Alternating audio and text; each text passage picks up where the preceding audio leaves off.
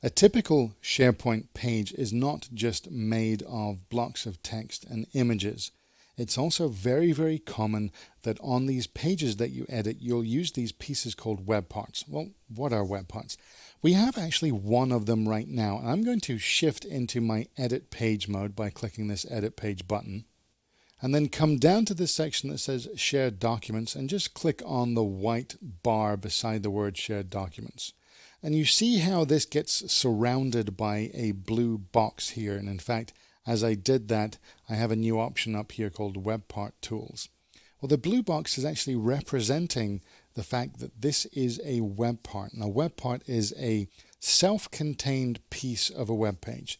You can't use a web part by itself. It has to be inside a web page, but it has its own rules. It has its own abilities. It has its own behavior. But what are they? These are modular pieces. They can be very simple, they can be very complex, but they often represent pieces that exist elsewhere on your website. Well, what do we mean by that?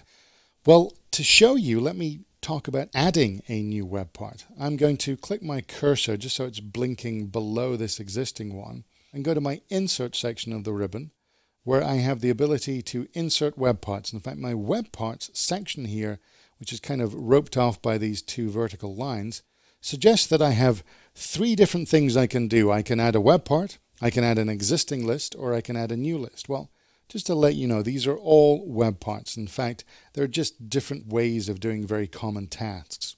If I were to click the option to insert a web part, it will tell me that this one will allow you to insert from the full list of available web parts. Web parts can display data from other sources such as list data, search results, forms, or even another web page.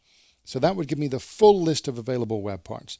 And if I click that one, I actually get quite a lot. They're split into categories. So this section appears that allows me to say, well, I've got lists and libraries and business data and content rollup and filters and forms. And all the different things are different web parts, different pieces of data that I could put on my web page. This looks a little bit complex to me, and in fact, it's a bit of overkill, so I'm going to cancel that option and say no. I'm going to select the second option here, which allows me to insert existing list. Well, what does that mean? It's still a web part. What that really does is just filter down the whole list of dozens of web parts to just the web parts that represent things that exist on this site right now.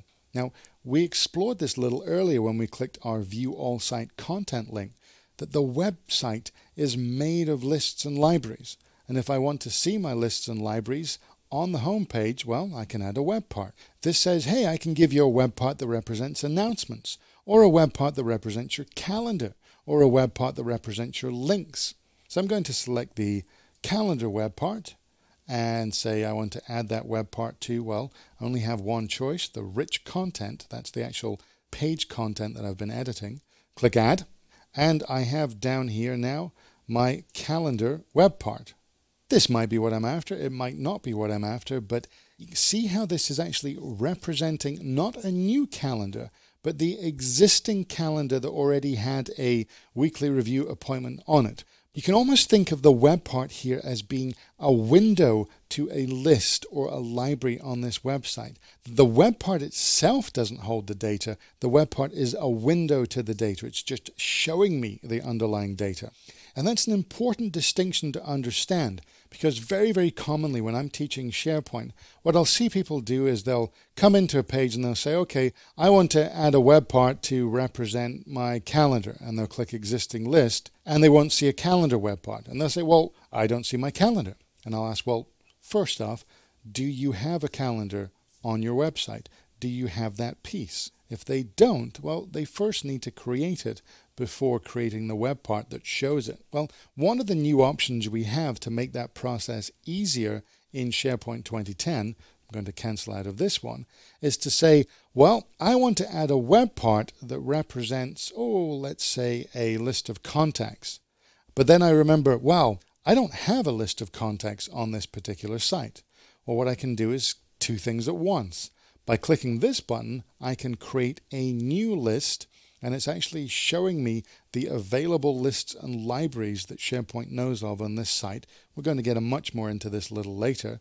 But I could say, well, here I actually want to create a list title of vendors, and there will be my vendor contacts. It's going to be a contacts list. I'll click OK. And that does two things at the same time. It creates the list and it adds a web part that represents that list. And I can even directly add a new item from this page itself. Now let's say that was what I wanted to do with this page. I want to save it before I make any other changes. So I'm going to come up to my ribbon, find the little disk icon that represents save and close, and click that one.